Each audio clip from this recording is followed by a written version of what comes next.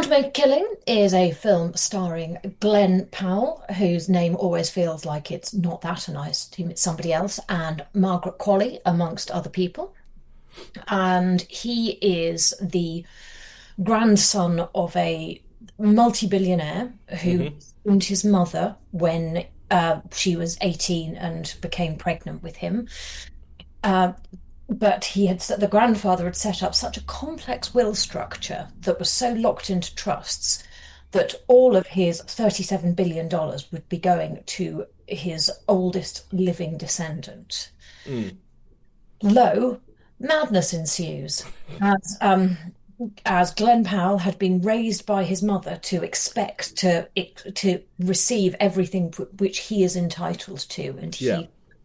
and has been raised learning how to, shoot and do all of the fancy schmancy things that rich children do, which is how he meets when he is young Margaret Qualley's character, and they form an eternal attachment to each other. And as life ebbs and flows, they come back in contact. And he slowly begins the process of bumping off his very wealthy relatives in order to hopefully inherit every single penny of his grandfather's money. To become the last living relative.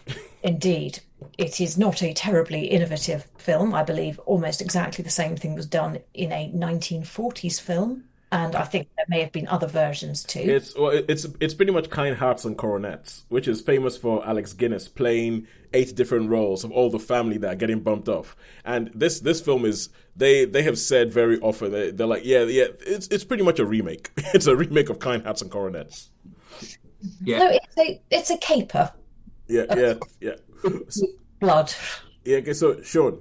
yeah. No, I was just going to say, yeah. So I agree. Yeah. So how he goes through things now in this, right? One bit I like in this, I'm going to say that is he sort of forms another relationship. So in the background, you've got like Holly said before, this girl he met when he was a child, but he forms another attachment, and when there's a sort of romantic scene, he didn't quite. I was thinking, do you know what? You're not really convincing as loving this girl. You know, you're just sort of. And I was like, and I thought, is that bad acting? Is that bad acting? But at the end, it's not bad acting because I just really, really liked because there's a phrase in it, doesn't it, that says, "Oh, you can sometimes you can forget things and things can become lost in the wind and then they become a whisper and then they and." Yeah, I thought the ending. I really, really liked the ending, and now I could see why, in this previous scene, I wasn't convinced that he loved this particular girl. So, Okay. and yeah, I mean, some of the deaths.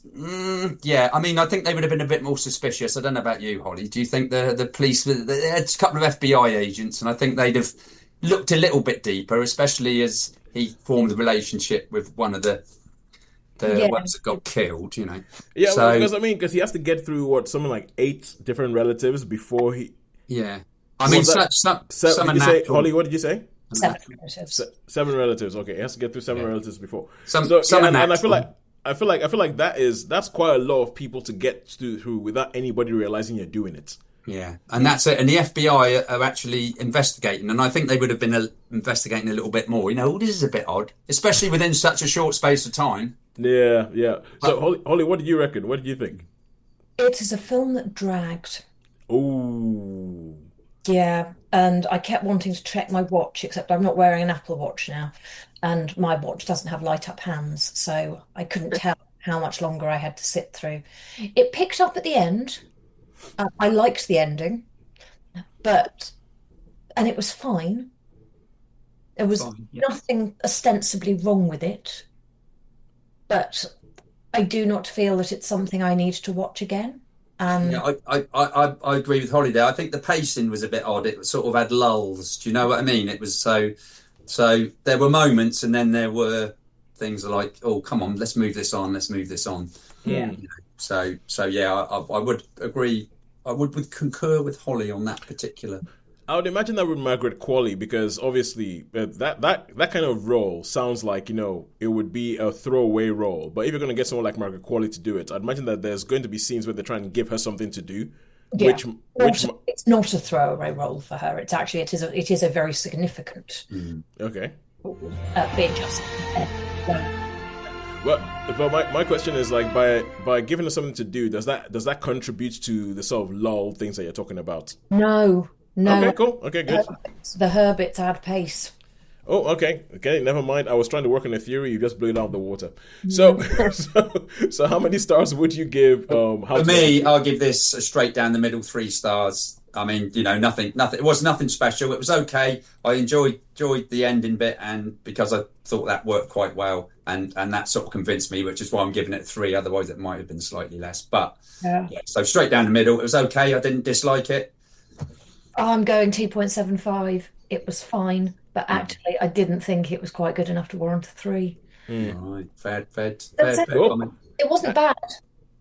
It wasn't really good. It was yeah. It's like it wasn't bad. It was just meh, and yeah, and so and what so